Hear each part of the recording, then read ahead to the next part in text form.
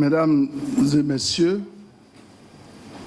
chers amis professionnels de la presse et des médias, je voudrais commencer par vous souhaiter, au nom de notre parti, le RHDP, la bienvenue à cette 4e tribune dénommée les rendez-vous du RHDP. Tribune qui nous permet de décliner la position de notre parti sur les faits marquants de l'actualité au niveau national. Avant d'entrer dans le vif de notre sujet du jour, vous me permettrez de faire, mesdames et messieurs, un clin d'œil aux personnes malades du cancer et plus spécialement aux femmes souffrant du cancer du sein.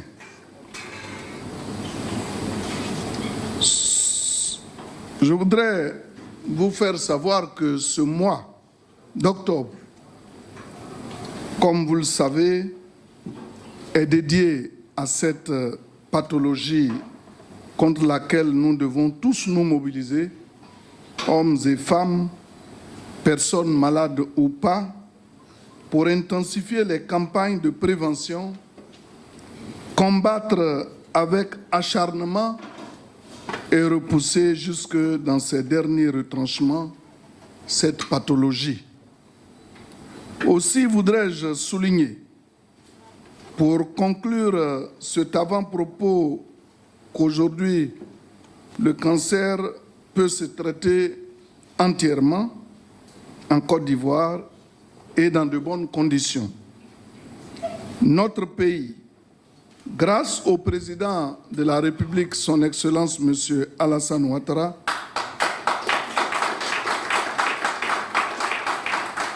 dispose d'un plateau technique qui répond aux normes internationales et aux exigences d'une prise en charge complète. Mesdames et messieurs, chers amis journalistes, nous sommes aujourd'hui le mercredi 16 octobre 2024, exactement 12 mois, je dirais même 12 mois chrono. Et dans 12 mois chrono, va s'ouvrir un nouveau cycle électoral avec en levée de rideau la présidentielle. Une échéance capitale que la Constitution nous impose d'organiser le dernier samedi du mois d'octobre 2025. Aussi, notre tribune de ce jour se propose de jeter un coup de projecteur sur un sujet crucial qui constitue ce que l'on pourrait appeler la porte d'entrée du processus électoral. Je veux parler de l'opération de révision de la liste électorale. Cela peut surprendre certains, dans la mesure où il s'agit en réalité d'une simple opération administrative de toilettage et de remise à jour du fichier électoral. Le fichier électoral, qui est un document de référence qui permet de cerner le format de l'électorat à un moment précis, c'est-à-dire l'ensemble des citoyens qui, au regard du code électoral, sont jugés dignes ou aptes à participer au choix des futurs gouvernants ou élus. Si nous avons décidé de nous arrêter et de faire un focus sur ce sujet, à la veille du lancement de cette opération, C'est bien parce que nous avons remarqué qu'avant chaque élection, ce sujet semble embarquer une partie de la classe politique et principalement l'opposition dans une transe collective, dans une hérésie inexplicable. On dénonce tantôt le délai de l'opération, tantôt les conditions du déroulement de cet exercice, les modalités qui entourent l'opération. On invente toutes sortes de récriminations contre le fichier électoral qui sera truffé de millions de personnes étrangères, décédées ou des centaines d'individus ayant la même mère, des milliers de centenaires, etc., etc. Alors, c'est donc un concert de griefs et de récriminations qui en réalité traduisent de façon tangible un état émotionnel, un état d'esprit. Le manque de sérénité de notre opposition se transforme en fantasme. On crie le plus fort possible pour dénoncer des fraudes imaginaires que la commission électorale indépendante ou le pouvoir s'apprêterait à organiser. Et pourtant, les choses sont aussi claires que simples. La révision de la liste électorale est une opération qui se déroule en toute transparence. Tous les partis politiques reçoivent le fichier électoral et sont invités à présenter toute anomalie qu'ils auraient pu déceler dans leur travail de vérification ou de contrôle à la commission.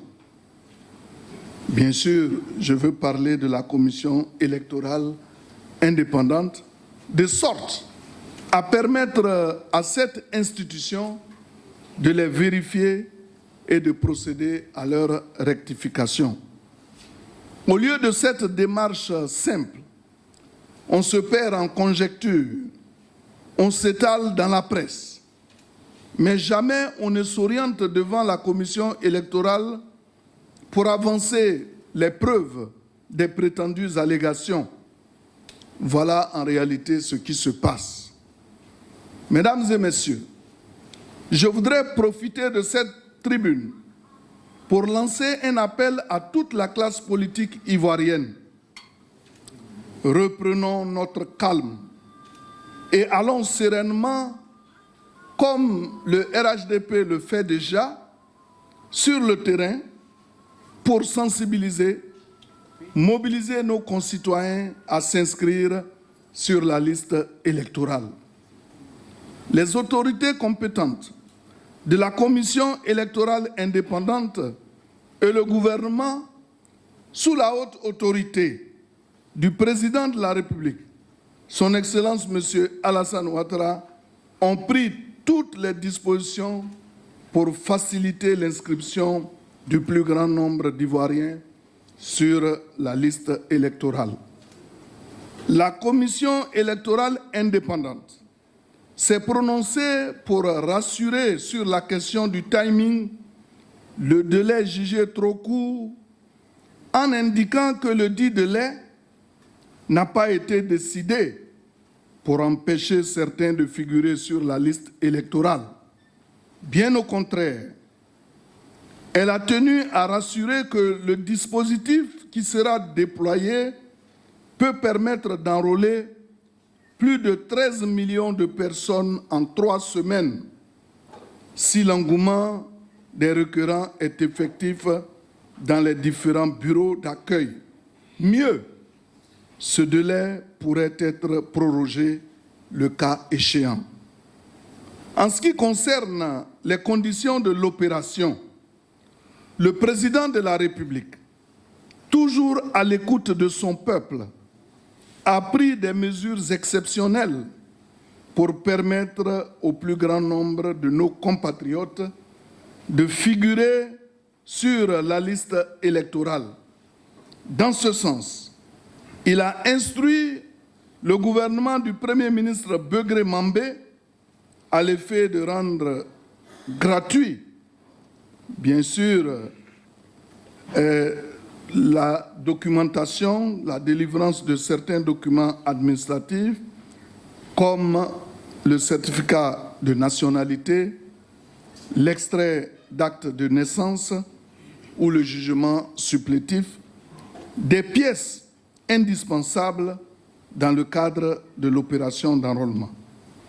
Pour le RHDP, il s'agit là de gages supplémentaires qui traduisent les bonnes dispositions et la bonne volonté des autorités à mettre tout en œuvre pour la parfaite réussite de l'opération de révision de la liste électorale. J'invite l'opposition à avancer sans peur dans ce processus totalement transparent et inclusif. Le RHDP s'y prépare depuis 6 mois, voire plus, parce que nous voulons remporter cette élection dès le premier tour et avec la manière.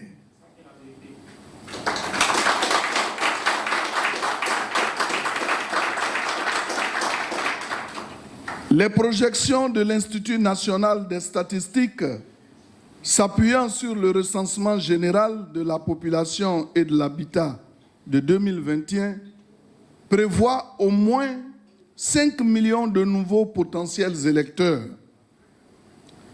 En plus des efforts du gouvernement pour faciliter l'obtention des certificats de nationalité, la Commission électorale indépendante a revu à la hausse le nombre de centres d'enrôlement prévus pour la révision de la liste électorale, passant de 10 000 à 12 000 centres d'enrôlement.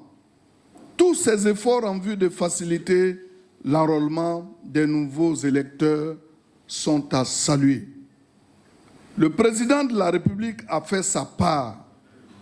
Pour nous faciliter les choses, la Commission électorale indépendante va se déployer pour enregistrer tous les potentiels électeurs. Nous attendons donc les opposants sur le terrain, dans toutes les régions et les hameaux les plus reculés, pour battre le rappel de leurs troupes, comme le fait le RHDP.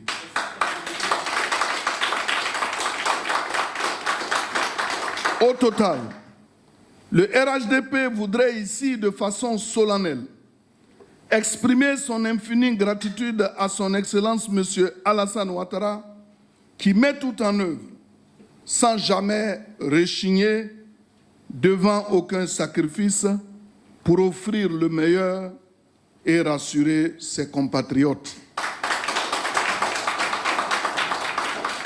Certes, le président de la République ne parle pas toujours comme d'aucuns le font, mais il nous parle toujours à travers les actes qu'il pose. Le premier magistrat ivoirien souhaite des élections propres. Il met les bouchées doubles pour garantir la transparence et la crédibilité au scrutin à venir. Faisons-lui confiance et avançons avec confiance. Au nom de notre parti, le RHDP, je voudrais pour finir lancer cet important appel à l'endroit de tous nos coordonnateurs principaux, tous les coordonnateurs associés et adjoints, ainsi qu'à tous nos militants et sympathisants, pour les inviter à se mobiliser très massivement sur toute l'étendue du territoire national, dans tous les bureaux d'enrôlement, à l'effet de s'inscrire sur la liste électorale, condition sine qua non pour garantir le succès à notre candidat, le président Alassane Ouattara, à l'élection présidentielle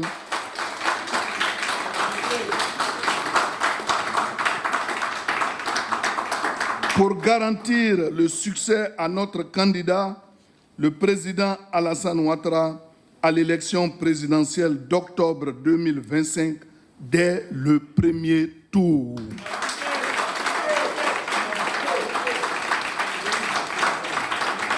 Mesdames et messieurs, merci pour votre aimable attention.